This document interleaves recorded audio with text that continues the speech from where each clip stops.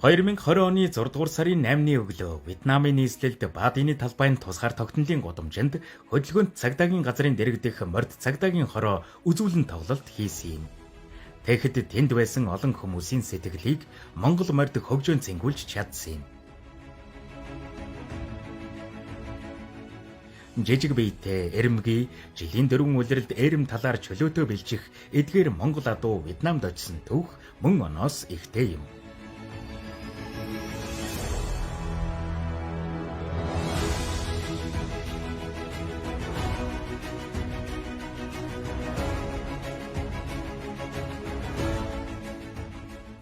Монгол Вьетнамын хууль сахиулах байгууллагуудын хамтын ажиллагааны хүрээнд Вьетнамын тал санал тавьснаар манай улсаас зорин очсон морд гудамж талбайг эзэгнэн давхиж тал нутгийн адууны сүрж явхааг үзүүлсэн нь энэ юм.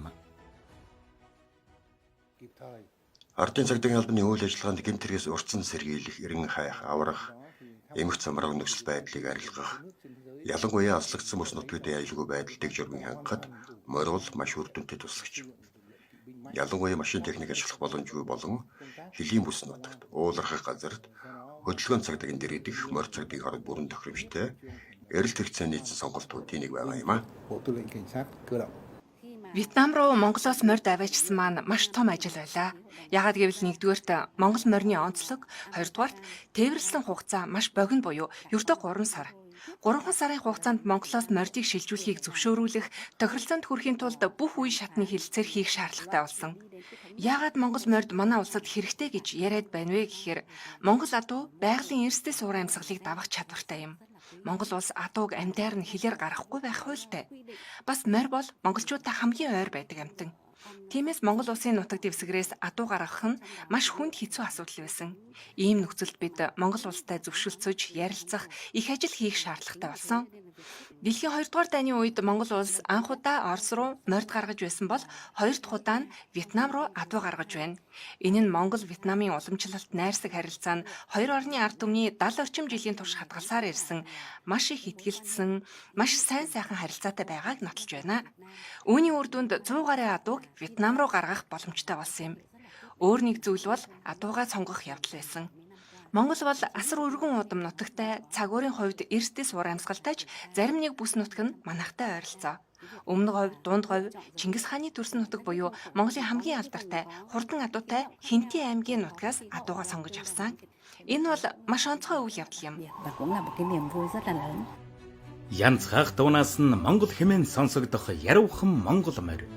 Мянган жилийн өмнөч өдгөөч эх орныхон дархан байдлыг сахин хамгаалж ирсэн Монгол адуу. Ой шугуу ихтэй, одод тэнгэр нь өөрөнгөтэй, далайн хөвөө залгасан газарт Вьетнамын ард иргэдийн амар амгаланг сахиулахад хүчин зүтгэж байна. Анх 81 морь 4 азраг болон 20 гүв нийт 105 толгой адуу очсон бол өдгөө өсөж үржээд 140 гаруй болжээ. Монгол улсын хууль зүйн дотоод хэргийн сайд Нэмд орц сайдын урилгаар бүгд социалист Вьетнам улсын нийгмийн аюулгүй байдлын яамны тоол ам сайд тэргүүтэй төлөөлөгчд Монгол улсад 2019 оны 7 дугаар сард айлчилсан.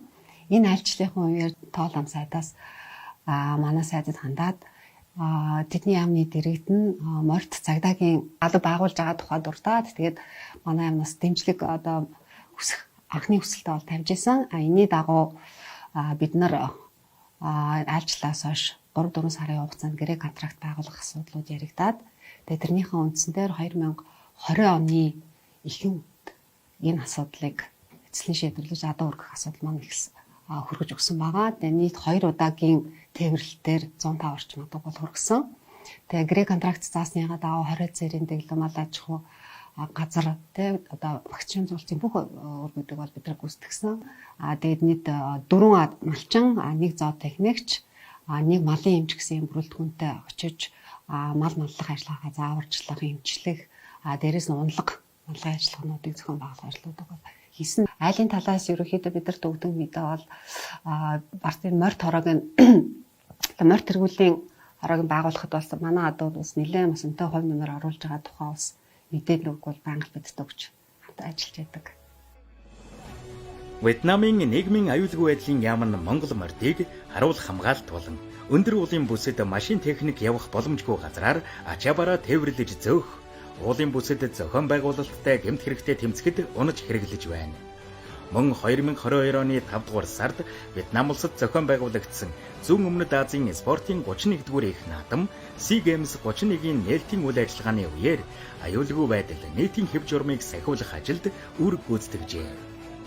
Тус хорон байгуулагдсан цагаас хойш инхүү Монгол морьтой унан анх удаа томоохон арга хэмжээний үеэр нийтийн хэв журам сахиулах тусгай үр гүйцэтгсэн нь ASEAN-ы бүс нутгийн хэвлэл мэдээллийн хэрэгслийнхний анхаарлыг ихээхэн татсан байна. Бид эхлээд олон удаа морьтой хамтран бэлтгэлийдэг. Дараа нь үүрэг гүйцэтгэхэд явдаг юм. Морьтойгоо үүрэг гүйцэтгэж явахад бүх шатны дарганаар ард иргэд урам зориг өгч байдагт баяртай байдаг юм а.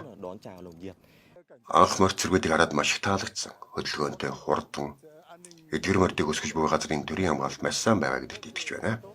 Вьетнамын морьт хөдөлгөөнт цагдаагийн албаны сургалтын төв байрлах Баван толгод нь улаа хүрсэн ногоон бэлчээр бүхий газар. Энд Монгол морьдын төвөргөөн тажигнаж өөрсөн янзгаах чимээн уул толгодыг сэрээж Вьетнам улсын нэгэн шин түүхийг бижилдэж байна.